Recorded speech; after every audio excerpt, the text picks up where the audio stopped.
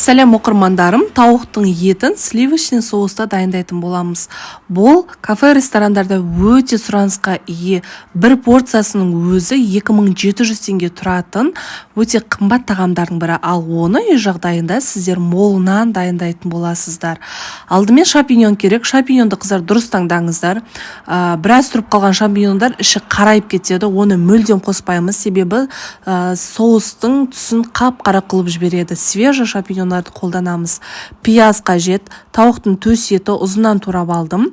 Сұйық май және де қаймақ қажет. 20%-нан жоғары қаймақ қажет болады. Ал гарнирге біз осындай лазер күрішін пайдаланатын боламыз. Бұл 2-3 адамға арналған порция қыздар. Алдымен пияздарымызды 4 бұрышты етіп турап аламыз. Барлығын негізі турап дайындап қойыңыздар. Қазанымызға кішкене ғана сұйық майымызды құйып, пиязымызды сарғайтып жақсылап қуырып аламыз. Сарғайып шыққаннан кейін тауықтың төс етін салып, тағы да 1-2 минуттай қуырасыздар. Енді мына жерде гарнирге күріш пісіріп аламыз. Жақсылап жуылған күрішімізді қазанға салып, үстінен сұйық майды құйып, көбіміз кішкене сұйық май құйып, жақсылап араластырып аламыз. Үстінен суымызды құйып, күріштен су асып тұру керек. Қайнап шыққаннан кейін бетін жауып, асты баяу отта 20 минуттай пісіріп аламыз. Сол кезде күрішіміз тал-тал болып күшті болып шығады. Ал мына жерде шампиньондарымызды қосып, тағы да қуырамыз 1-2 минуттай. Одан соң қаймағымызды салатын боламыз. Қаймақ міндетті түрде қыздар 20%-нан жоғары болуы керек.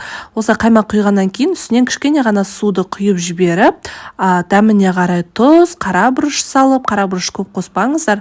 Кішкене қара бұрыш чайный ложканың ұшымен ғана қосасыздар. Бетін жауып, 15 минуттай асты баяу отта бұқтырып аламыз. Мінеки біздің күріштеріміз де дайын болды. Осындай тал-тал болып күшті болып шығады қыздар.